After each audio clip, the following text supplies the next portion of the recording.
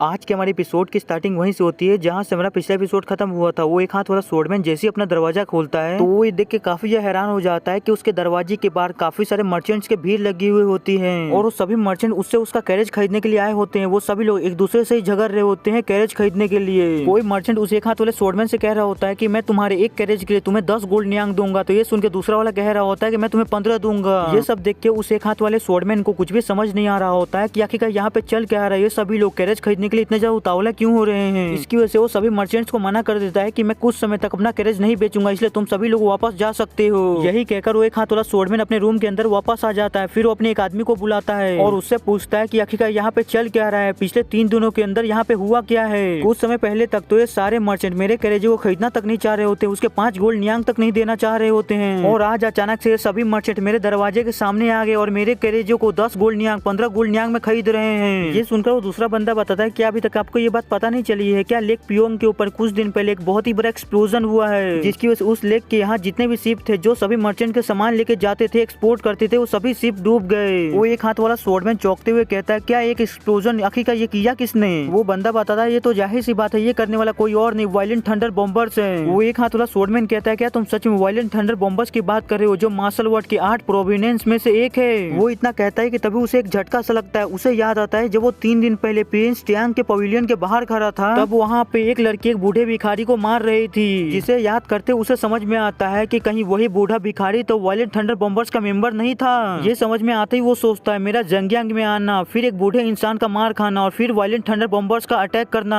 ये सभी कोइंसिडेंस नहीं हो सकता है। मुझे जहाँ तक लगता है ये सभी चीजों के बारे में क्लैन लीडर को पहले से ही पता था, लेकिन आखिरकार क्लैन लीडर इन सारी चीजों के बारे में कैसे जानते थे, उन्हें कैसे पता था कि यहाँ पे ऐसा ही कुछ होने वाला है। वो ये सब सोच ही रहा होता है कि तभी वो दूसरा बंदा कहता है धीरे धीरे करके ये मामला और भी ज्यादा खराब होता जा रहा है, जिसकी वजह से हम पानी में से ट्रेवल नहीं कर सकते और ना ही कोई नए जहाज के ऊपर सामान डाल के कहीं लेके जा सकते हैं, क्योंकि काफी ज्यादा चांसेस है कि वायलेंट थंडर बॉम्बर्स उसके ऊपर भी अटैक करे और शिप को भी डुबा दे या लूट ले। यही रीजन है जिसकी वजह से सभी मर्चेंट्स ने अपना रूट चेंज कर दिया। वो पानी से सामान ले जाने के बजाय वो जमीन से सामान ले जा रहे हैं, जिसकी वजह से वो सभी मर्चेंट तुम्हारे कैरेज को खरीदना चाहते हैं ताकि वो ज्यादा से ज्यादा सामान लेके जा सके। इसी की वजह से वो सभी मर्चेंट तुम्हें ज्यादा से ज्यादा पैसे दे रहे हैं ताकि तुम अपना कैरेज उन सभी को बेच दो। वो ये सब कह ही रहा होता है कि तभी बाहर खड़े मर्चेंट जो अभी तक गए नहीं होते वो सभी लोग चिल्लाने लगते हैं कि आखिरकार तुम कब तक अपने कैरेज को ऐसे रखने वाले हो, अगर तुम मुझे अपना कैरेज बेच देते हो तो मैं तुम्हें तुम्हारे कैरेज के 2 गुना ज्यादा पैसे दूंगा। ये सुन के दूसरा वाला कहता है मैं तुम्हें 3 गुना दूंगा, तुम मुझे बेच दो। ये सब सुनकर एक हाथ वाला स्वॉर्डमैन सोच रहा होता है इस सिचुएशन में मैं इन सारे कैरेजों का कितना भी दाम बढ़ा सकता हूँ, कितने भी दाम पे इन सभी मर्चेंट को बेच सकता हूँ और ये सभी मर्चेंट फिर भी इन सारे कैरेजों को खरीदेंगे क्योंकि इन सभी को उनकी जरूरत है। और अगर मैंने ऐसा किया तो हमारे कमीशन क्लैन के इतिहास में सबसे बड़ा ट्रांजेक्शन होगा जो मैं यहाँ पे करूंगा।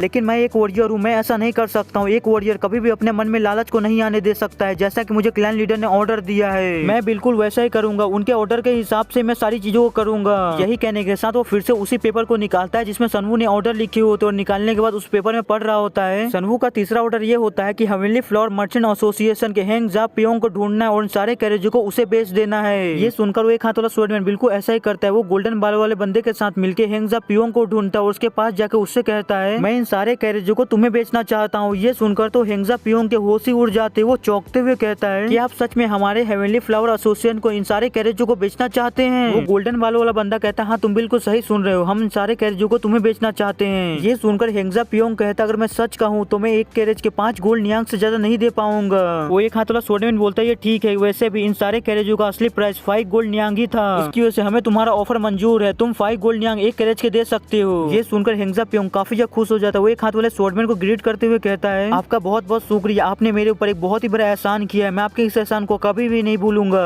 वो एक हाथ वाला स्वॉर्डमैन बोलता है तुम्हें ऐसा करने की जरूरत नहीं है, मैं तो बस अपने ऑर्डर को फॉलो कर रहा हूँ जो मुझे मेरे क्लैन लीडर ने दिया है। हेंगजा पियोंग कहता अगर ऐसा है तो आपके क्लैन लीडर जब भी जैंगजिंग आए तो उन्हें कहिएगा हमारे हेवनली फ्लेवर एसोसिएशन में जरूर विजिट करने के लिए आए, इससे हमें काफी ज्यादा खुशी मिलेगी। यही कहने के साथ वो सारे कैरेजों के पैसे को मंगवा देता है। वो होते पूरे 200 गोल्ड नियांग। ये देखकर वो एक हाथ वाला स्वॉर्डमैन उस गोल्डन हेयर वाले बंदे से कहता है कि जल्दी से इन सारे पैसों को उठाओ, हमें क्लैन लीडर के 4th ऑर्डर को भी पूरा करने जाना है। फिर हमारा सीन शिफ्ट होता है, हमें एक शॉप का सीन दिखाया जाता है जहाँ पे चाय की पत्तियां बिक रही होती है और वहाँ पे एक बंदा चाय की पत्ती खरीदने के लिए आया हुआ होता है और वो काफी ज्यादा परेशान लग रहा होता है। और वहीं पे वो शॉपकीपर उससे कह रहा होता है आखिरकार तुम कब तक यहाँ पे ऐसे खड़े रहने वाले हो, तुम अपना डिसीजन ले क्यों नहीं लेते हो, मैंने तुम्हें काफी अच्छा प्राइस बताया है। ये जो सारी चाय की पत्ती है वो काफी ज्यादा रेयर है जिसकी वजह से इन सभी का प्राइस इतना ज्यादा है, तुम्हारे पेरिसिया में ऐसे चाय की पत्ती कभी भी नहीं मिल सकती है। ये सुनकर वो बंदा निराश होते हुए कहता है कि मैंने तुमसे पहले ही कहा है ये प्राइस काफी ज्यादा, इतना ज्यादा प्राइस मैं नहीं भर सकता हूँ। लेकिन तभी वहाँ पे वो गोल्डन हेयर वाला बंदा और वो एक हाथ वाला स्वॉर्डमैन आ जाता है, जहाँ पे वो एक हाथ वाला स्वॉर्डमैन कह रहा होता है क्लैन लीडर ने कहा है कि हमें नेंगचेन के सारे चाय की पत्तियों को खरीद लेना है। लेकिन तभी उस गोल्डन हेयर वाले बंदे की नजर उस दूसरे बंदे के ऊपर जाती है जो उससे काफी ज्यादा परेशान लग रहा होता है। ये देख के वो उसके पास जाता है और उससे कहता है आप दोनों जो यहाँ पे बातें कर रहे थे गलती से मैंने वो सारी बातें सुन ली। ये जो शॉपकीपर है आपको जो प्राइस बता रहे हो पूरी तरह से नॉनसेंस है, बकवास है। एल्डर आपको यहाँ की भाषा नहीं आती, इसकी वजह से शॉपकीपर जानबूझ के आपको प्राइस हाई करके बता रहा है। इस सारे चाय पत्तियों की कीमत उतनी ज्यादा नहीं है जितना ये शॉपकीपर बता रहा है आपको।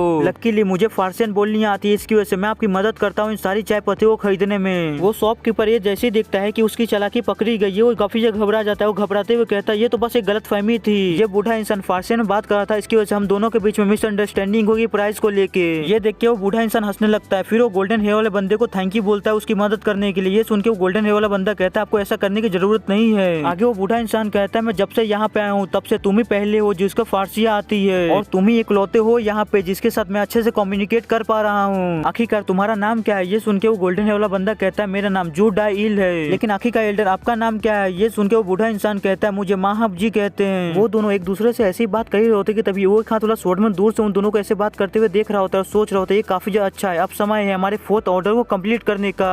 और यहीं पे हमारा सीन चेंज होता है, हमारा सीन फिर से प्रेजेंट में आ जाता है और हमें ब्लू हाउस का सीन दिखाया जाता है जहाँ पे क्लियर क्लाउड के लीडर मिशन की डिटेल को पढ़ रहे होते हैं और पढ़ते हुए काफी हैरान हो रहे होते हैं क्योंकि वहाँ पे लिखा हुआ होता है कि उन्हें टोटल 400 गोल्ड नियांग का प्रॉफिट हुआ है। पहले उन्हें 200 गोल्ड नियांग मिला था कैरेजो को बेच के जिसका उन्होंने चाय पत्ती खरीद लिया था। फिर उन चाय पत्तियों को एक फारसियन मर्चेंट को बेच दिया जिसकी वजह से उन्हें 400 गोल्ड नियांग का प्रॉफिट हुआ। ये देख के क्लियर क्लाउड के लीडर काफी खुश हो जाते हैं। वो हंसते हुए कहते इतना सारा पैसा कहीं मैं सपना तो नहीं दिख रहा हूँ, हमने एक ही मिशन के ऊपर इतना सारा पैसा कमा लिया। उनका बेटा कहता है गवर्नमेंट नोटिस के अंदर था कि हमारे कमीशन क्लैन के बजट से 3 गुना ज्यादा सोना होना चाहिए ट्रेजरी के अंदर हमारे, लेकिन अभी इसके बाद हमारे पास उससे 1 गुना ज्यादा ही हो गया है। फिर वो सनवू से कहता है क्लैन लीडर आप सच में काफी ज्यादा अमेजिंग है। ये सुन के सनवू कहता है इस चीज के लिए तुम्हें सिर्फ मुझे थैंक यू नहीं कहना चाहिए बल्कि सभी लोगों ने मिलकर काफी ज्यादा हार्डवर्क किया है और खास करके एल्डर गोक, वो हमारी वजह से काफी बड़े मुसीबत में आ गए थे। ये सुन के एल्डर गोक कहते हैं ये सब तो कुछ भी नहीं था क्लैन लीडर, मैं आपका तो काफी बड़ा शुक्रगुजार हूँ। यही कहने के साथ वो काफी ज्यादा हंस भी रहे होते हैं। ये सुनकर सनवू उनके पास जाता है और उनसे कहता है मुझे पता है आप मेरी वजह से हाल फिलहाल में काफी ज्यादा परेशान रहे हैं, लेकिन अब आपको किसी भी चीज की चिंता करने की जरूरत नहीं है। जैसा कि आप पहले हमारे क्लैन की ट्रेजरी को मैनेज किया करते थे बस आपको अब वही करना है और किसी भी चीज की चिंता नहीं करनी है। ये सुन के एल्डर गोक कहता है ठीक है क्लैन लीडर। यही कहने के साथ सनवू अपने मन के अंदर सोचता है अगर मुझे अपने कमीशन क्लैन को यहाँ का सबसे बड़ा कमीशन क्लैन बनाना है तो मुझे किसी भी तरह गवर्नमेंट के 3 कमीशन मिशन में से एक कमीशन मिशन को पाना होगा। अगर हम ऐसा करने में कामयाब हो गए तो हम जेनजिंग के सबसे बड़े कमीशन क्लैन को पार करके आगे बढ़ जाएंगे और फिर उसके बाद जियांगजिंग की सबसे बड़ी कमीशन क्लैन बनने की शुरुआत होगी। यही सोचकर फिर सभी लोगों से कहता अरे हाँ मैं इसके बारे में तुम सभी को बताना तो भूल ही गया, हमारा कमीशन क्लैन टियानमू माउंटेन्स के सारे रूट्स को सारे रास्तों को आराम से यूज कर सकता है वो भी फ्रीली, और इसका वादा टियानमू माउंटेन के हेड आउट लीडर ने मुझसे किया है। इसलिए अगली बार तुम किसी मिशन को कंप्लीट करने जाओ और तुम रास्ते को चुनो तो तुम ये भी याद रखना कि तुम टियानमू माउंटेन के रास्तों को भी इस्तेमाल कर सकते हो। तो चलो जबकि मैंने तुम सभी लोगों को सब कुछ बता दिया तो मैं यहाँ से जाता हूँ, तुम लोग सब हार्ड वर्क करना।